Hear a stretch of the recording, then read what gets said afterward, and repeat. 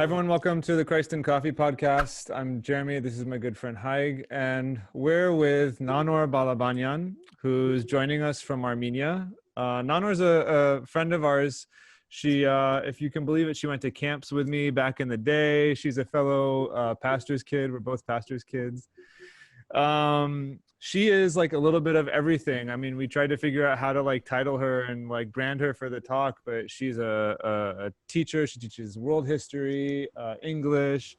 She's a nonprofit worker and just a general activist. It's really cool that she got to connect with us today because it was sort of a last minute reach out and she was available at the time. So Nanor, welcome. Thank you for taking the time to be with us today. Thanks for having me. Yeah. And yeah, you moved to Armenia, I think like the day before everything happened in Armenia. So first of all, are you well? Are you safe? Yeah, I'm good. I'm safe now, praise God. I'm in Yerevan, which the fighting is far away a little bit from here, but we can feel the effects really heavily. Sure. So for people who like may not be familiar with the conflict between Armenia and Azerbaijan historically, just generally like what's going on now in Armenia and Artsakh? So there's a land dispute between Artsakh and Armenia, between Artsakh, which is part of Armenia, and Azerbaijan for years. The conflict goes back all the way in the 90s. And we've had a war before in the 90s. We've had multiple proxy wars since then, and there's another war happening right now where they're fighting over the territory of Karabakh, also known as Artsakh in Armenian. Sure. So it's mostly a land dispute issue, but it's also very difficult for us because it's also a religious issue and it's an ethnic issue. It's the elimination of Armenians from that land, which we have a lot of history and trauma. So yeah, it's a really difficult time here in Armenia. Yeah. So what brought you in Armenia in the first place? What led you to go? Because you went not thinking a war was going to break out the next day you arrived. So what brought you to Armenia? God. I had heard very clearly his calling for me here.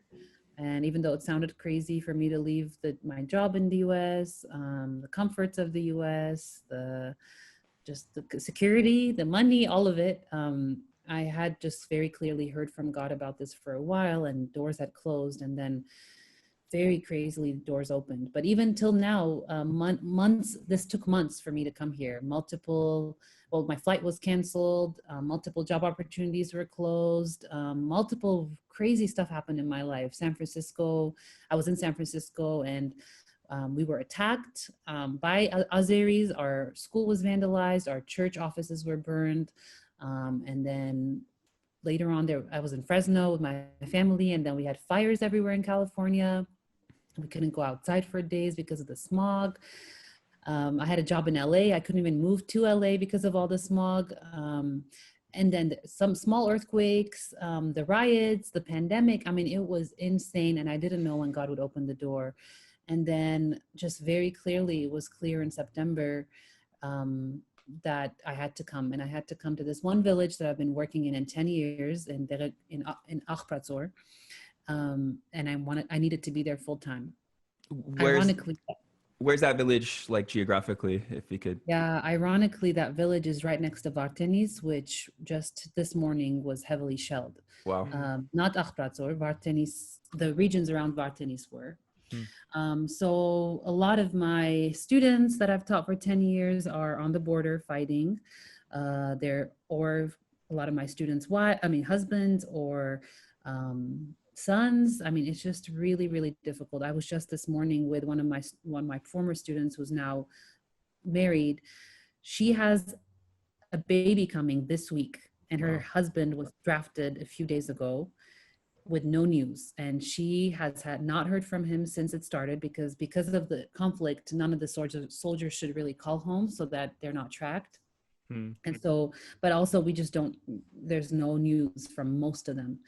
And so I visited her, and you see this young pregnant woman about to give birth, just maybe tomorrow, maybe today, without the husband there, and the stress of not knowing. It just reminds me of all the times my mother was pregnant with me in Lebanon, and it was so hard. And my dad disappeared for a week, and he wasn't around. And I This is remember this is during the Lebanese Civil War.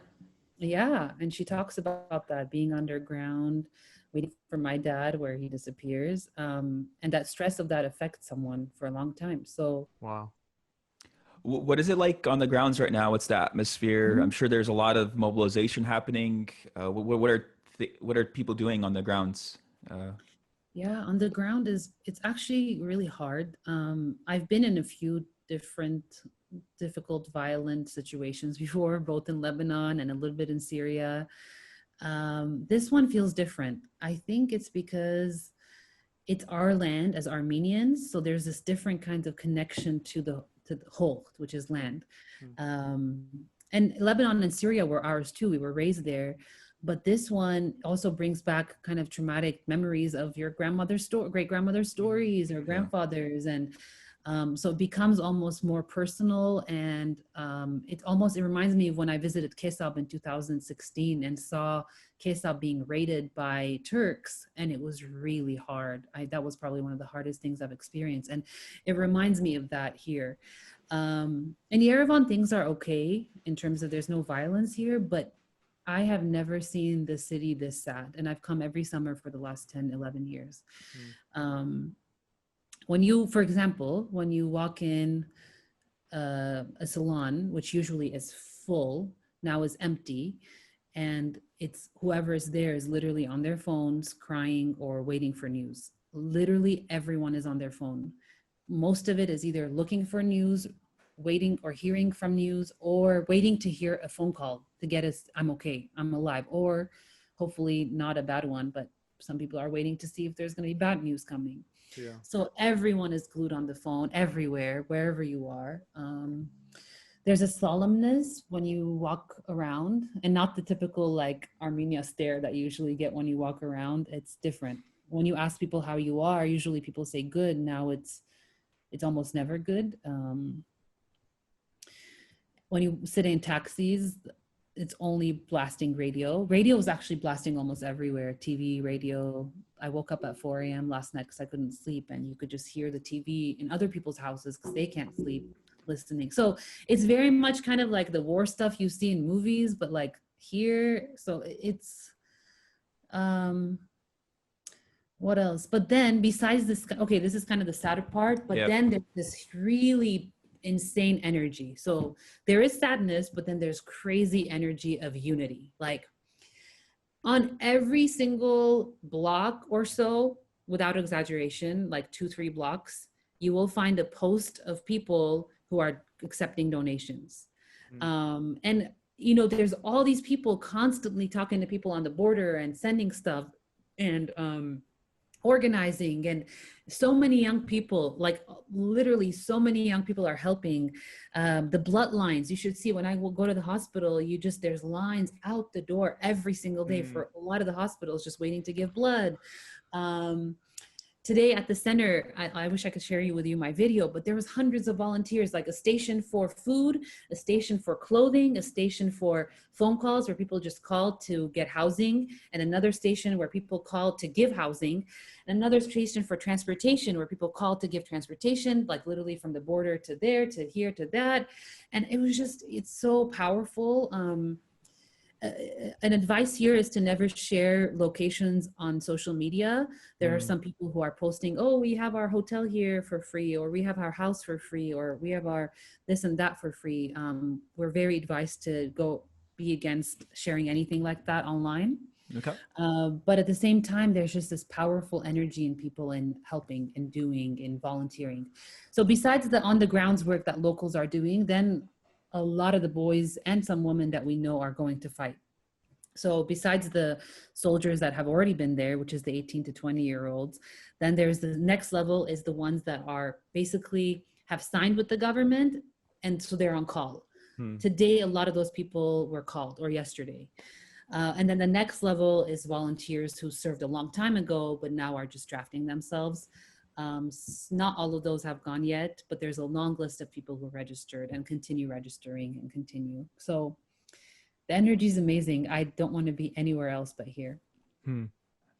One of the things I appreciate the way that you tell that story is the fact that what's going on now like triggers the historical trauma that we've felt as a people. Like it's very real. It's very like deep rooted in our history that our land is impinged on, and like it sort of brings up all those stories like right to our face of our family members who, you know, experienced genocide, who experienced forced, you know, relocations, who were, you know, it's not a like a one-off thing. It's a very powerful experience of the trauma that we felt historically in the present. And I think that's important for people who don't understand the history of Armenia and the history of our diaspora.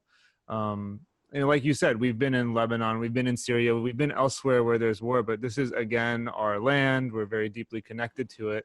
And again, this reoccurrence, and at the hands of, I mean, we can't go on any further without mentioning that Turkey is involved. I mean, we just got news that, you know, Turkey was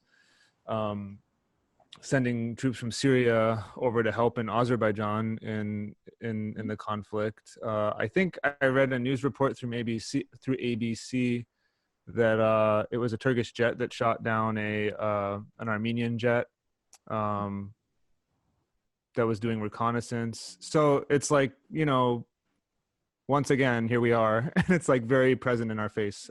You know, like to put it in perspective, it's like having Germans attack Israel. Like that's the feel. Yeah. Like but they don't even acknowledge that they committed a genocide 100 years ago, and there's still continuing acts of violence on our native people.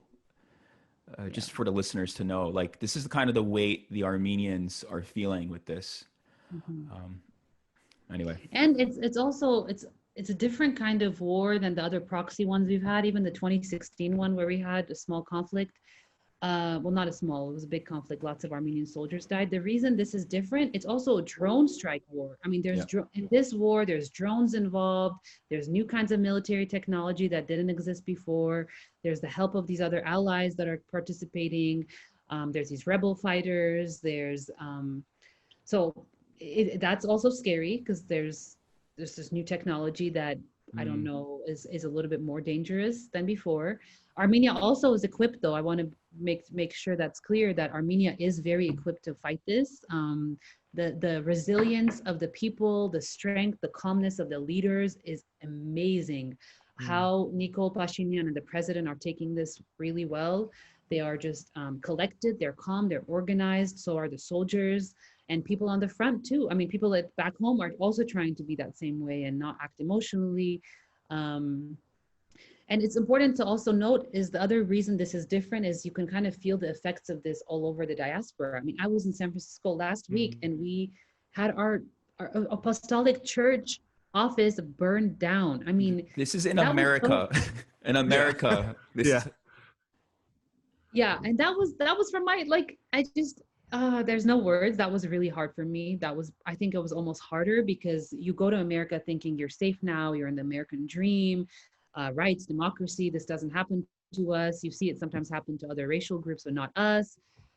And then it happened, not once, not twice, a third time where they actually shot the sign just a few weeks ago to the school, K-8 school was shot just a few, like actually last week, I think. I don't know. It's a different time. And then the anti-Armenian sentiment is just everywhere. And then the Azeri news, I've been looking also on Twitter and other sources. I mean, it's just completely reversed where they say Armenia attacked us first and they're convinced on that and we're attacking because of this. And I don't know. I hate violence, but it just looks terrible. So it's not only they're aggressing, but they're accusing you of it. This is like the trauma that we're talking about because it's like we were genocide in World War I, yet there's accusations that Armenians committed genocides. Like it's so twisted and evil when you move beyond the point of like a conflict, but you accuse the person you're killing of killing. this is where it gets really dark. And for those who don't know, like Azerbaijan shut down all their social media. I believe they just shut down Twitter. They're just pumping false information, which is getting through American news sources. One of the frustrations that we're hearing is that Armenia started the conflict, which is illogical, because why would they start something when they already have what they want? Why would they start a conflict on Sunday morning when Armenians are worshiping God on Sundays? So there's a lot of twisted misinformation that really is like the ultimate salt on the wound. And this continues going back to the continual denial of a genocide where you have 1.5 million Armenians systematically killed and uprooted from the historic lands of Eastern Turkey, tracing thousands of years back. So this is really traumatic for those who are not Armenian, to try to getting an understand of how twisted the diaspora and those on the grounds are feeling with these false news and this misinformation that is being propagated by the Azeri and Turkish governments.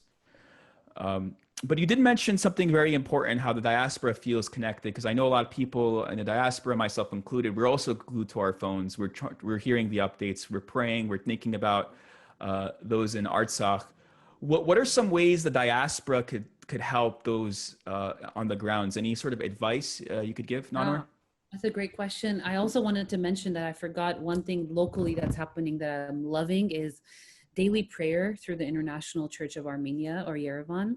I just joined this church recently, and it's an amazing group of believers, international, coming in Armenia, living in Armenia, from Ghana, from Philippines, from Brazil, from you name it. I mean, just a beautiful group of missionaries who have a church here, but they also have Zoom.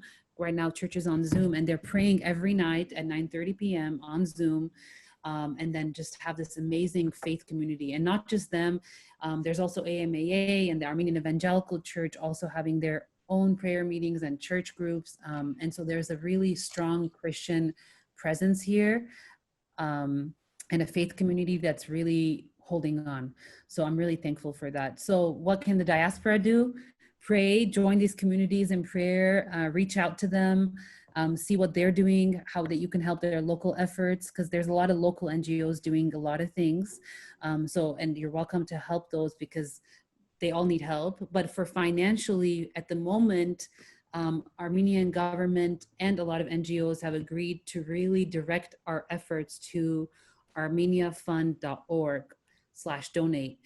This is the local fund that will go directly to the government, which we now trust. It's not like before where it was corrupt and we didn't know where the money's going. This is a different kind of regime since the revolution.